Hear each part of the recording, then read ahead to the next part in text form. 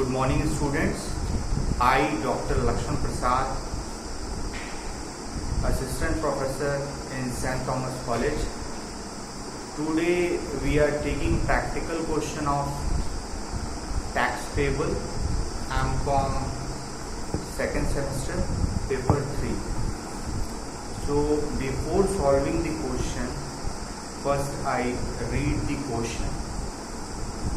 From the following information, compute tax payable by Mr. Ram for the assessment year 2019-20. Income from house property computed 80,000. Interest on government securities 10,000. Long-term capital gains under section 112, it's 50,000. Income from business is 10,55,000. Agricultural income is 50,000. Amount withdrawn from public provident fund is 30,000. Purchased NSC 8 issue is 30,000. Deposited in public provident fund is 60,000. Subscription to eligible issue of capital is 35,000. So first we should follow the sequence. There is a sequence. First, income from salary, which is not available in this question. So second head is income from house property, which is already computed. So we should start our question computation of tax payable for the assessment year 2019-20.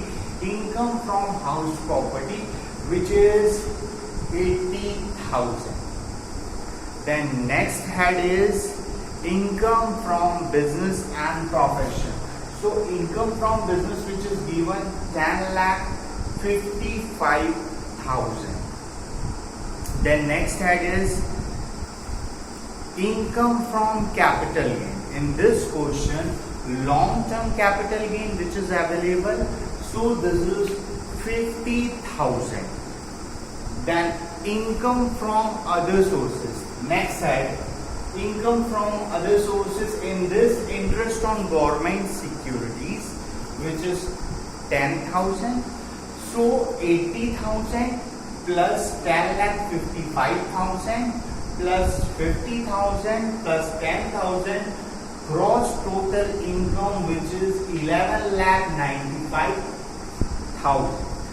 Then deduction, which is available in this question under section 80C.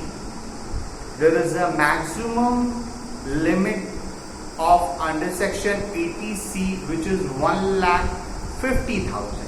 But in this question, there are some information like amount withdrawn from public provident fund, which is exempt. Then next point, purchased NSC 8 issue, amount is 30,000. Deposited in public provident fund, amount is 60,000. Subscription to eligible issue of capital, which is 35,000. So in this question, 30,000 plus 60,000, which is 90,000, plus 35,000, 1,25,000. If the limit of 1,50,000 which is crossed, we can only charge 1,50,000. But in this question, the limit is under the limit. It's total 1,25,000. So we charge in under section 80C 1,25,000.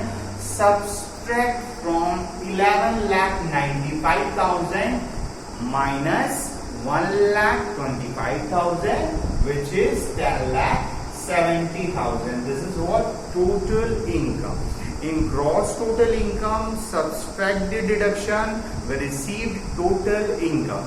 And then add agricultural income. There is the information which is available regarding agricultural income, which is 1 lakh rupees. The agricultural income. So this is 11,70,000, which is aggregate income.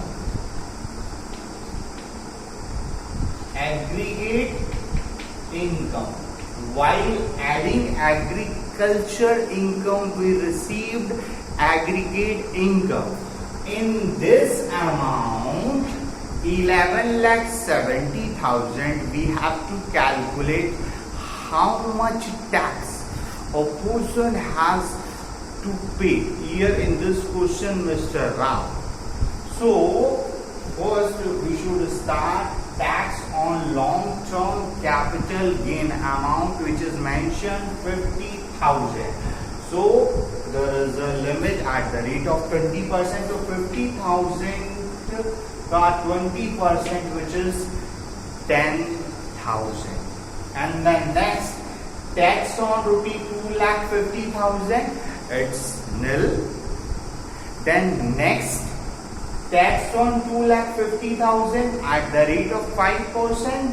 2,50,000 का 5% होता है 12,500. We have to charge. Then next, tax on rupees 5 lakh at the rate of 20%. Then tax on rupee 5 lakh at the rate of 20%. 5 lakh का 20% amount, which is 1 lakh. See, our aggregate income is 11,70,000. Here 50,000, 2,50,000, 2,50,000, 5 lakh means 10,50,000. We already covered 11,50,000 minus 10,50,000. There is a remaining balance which is available, rupees 1,20,000. So tax on rupee 1,20,000 at the rate of 30%. So 1,20,000 का 30% is 36,000. So we add 10,000 plus 12,500 plus 1 lakh plus 36,000. 10 plus 12,500 is 22,500 plus 1 lakh 22,500 plus 36,000 is 1,58,500. So the amount is 1,58,500. Then deduct. Tax on agriculture income on rupee 2,50,000, it's nil plus 1 lakh. 1 lakh का 5%. 1 lakh का 5% कितना होता है? 5,000. So subtract this amount. 5,000. 1,58,500 minus 5,000, which is 1,53,500. Then surcharge. See, if this income is cross rupees 50 lakh amount, then only surcharge which will be applicable. And here less than, it's only 11,70,000. So there is no surcharge will be charged. So plus surcharge, total income does not exceed the prescribed rate. Prescribed amounts, so here nil. Then same amount 1,53,500. Then plus health and education cess, which is charged at the rate of 4%. So plus add health and education cess at the rate of 4%. 1,53,500 into 4%, it's 6,140. And then we add 1,53,500 plus 6,140 equals to 1,59,640. So this is tax payable by Mr. Ram. Here there is the information available amount withdrawn from public provident fund. So amount withdrawn from public provident fund is exempt.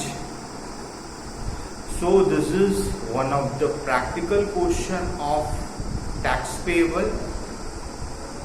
Dhanyawad.